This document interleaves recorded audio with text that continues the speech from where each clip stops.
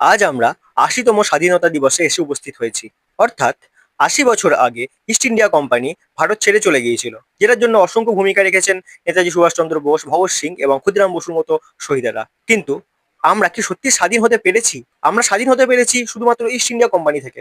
কিন্তু আমরা কি নিজেদের মধ্যে স্বাধীন? আমরা কি নিজেরা স্বাধীনতাটাকে উপভোগ করি? আসুন আপনাদের সামনে কিছু সমীক্ষা তুলে ধরি, যেটা থেকে বোঝা যাবে যে আমরা আসলেই কি স্বাধীন হতে পেরেছি না হতে পারিনি।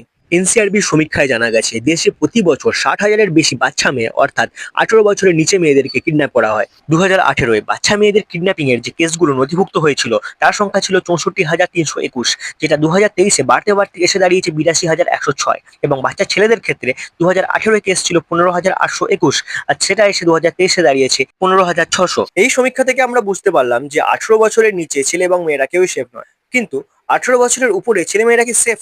২০২০-তে কোভিডের টাইমে অ্যাডাল্ট মেয়েদের কিডন্যাপিং কেস দর্জ হয়েছিল ৬২,৩০০, যেটি ২০২৩-এ এসে বেড়ে হয়েছে ৮৮,৬০৫। ২০১৮ সালে অ্যাডাল্ট ছেলেদের কিডন্যাপিং কেস ছিল ৯,৪১৫টা, যেটা মাঝখানের বছরগুলোতে বাড়া কমা করতে করতে ২০২৩-এ এসে দাঁড়িয়েছে ১০,২০০-তে। আগেকার রিপোর্ট অনুযায়ী দেশে প্রতিদিন ৮০ থেকে ৯০ জন মেয়ের সঙ্গে শ্লীলতাহানি এবং রেপের মতো ঘটনা ঘটে। এই বছরের জুন মাসে বিহারে একটি মেয়ের সঙ্গে শ্লীলতাহানি করা হয়। এছাড়াও জুলাই মাসে ওয়েস্ট বেঙ্গল এবং উত্তরাখণ্ডে ১৯ বছরের একটি মেয়ের সঙ্গে রেপ করা হয়। আগস্ট মাসে মুম্বাইতে একটি ১৯ বছরের মেয়ের সঙ্গে রেপ করা হয়। প্রতি ১০০ জনের মধ্যে ৯৪ জন মেয়ে দেশের মধ্যে একা ঘোরাফেরা করতে ভয় পায়। ১৮ বছরের উপরের ছেলেমেয়েরাও সেফ নয়, এটা থেকে বোঝা গেল।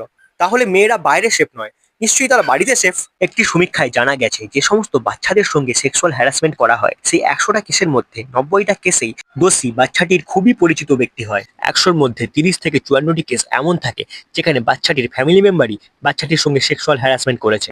আজও প্রত্যেকটি শিক্ষা প্রতিষ্ঠানে ১৫ই আগস্টে অর্থাৎ স্বাধীনতা দিবসে পতাকা উত্তোলনটা একদম কম্পালসারি। কিন্তু এই যে স্কুলে পাঠায় গার্জেনরা, তারা কি নিজের বাচ্চাদেরকে স্কুলে পাঠিয়ে সেফ ফিল করে? ৬৪% পেরেন্টসরা তাদের বাচ্চাদেরকে কোনো গ্যাদারিং বা পার্টিতে নিয়ে যান না। 50% পেরেন্টসরা তাদের ছেলেমেয়েদেরকে কোনো ট্রিপে নিয়ে যান না, এবং 50% পেরেন্টসরা তাদের ছেলেমেয়েদেরকে পাড়াতে খেলতেও যেতে দেন না। আমাদের ভারত তো গণতান্ত্রিক দেশ, তাহলে এখানে নিশ্চয়ই বাক স্বাধীনতা থাকবে। দেখে নেওয়া যাক বাক স্বাধীনতায় আমাদের দেশ কত নম্বরে আছে। ৩৩টা দেশের মধ্যে বাক স্বাধীনতায় আমাদের দেশ আছে ২৪ নম্বরে। স্বাধীনভাবে নিউজ রিপোর্টিং করায় ১৮০টা দেশের মধ্যে আমাদের দেশ আছে ১৫৭ নম্বরে। এদেশের মিডিয়া ১৫৭ নম্বরে।